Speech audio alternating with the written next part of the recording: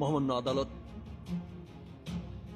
আমি শুধু কিছু ভালো মানুষ করার চেষ্টা করেছি, আর এই স্বপ্ন শুধু আমি দেখিনি।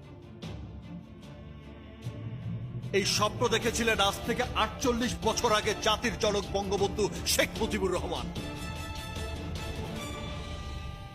১৯৭১ সালে ৩০ লক্ষ শহীদের রক্তে আর লাখো মা বোনের ইজ্জতের বিনিময়ে দেশ স্বাধীন হবার পর যুদ্ধ বিধ্বস্ত এই দেশে তখন নেমে আসে দুর্ভিক্ষ, লুটপাট আর দুর্নীতি।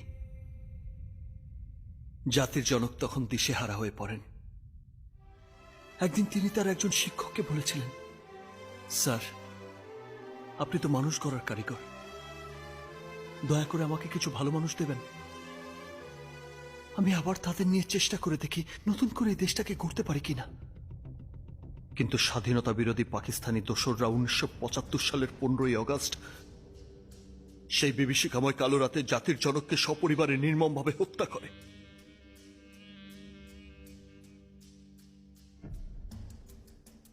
এই নৈরাজ্য, এই দুর্নীতির ক্ষত আজকের সৃষ্টি নয়, ইউর অনার। এই ক্ষতর সৃষ্টি আজ থেকে ৪৮ বছর আগে। আজও সেই ক্ষত থেকে রক্তক্ষরণ হচ্ছে, আর আমি শুধু সেই ক্ষততে সামান্য মলম লাগানোর চেষ্টা করেছি।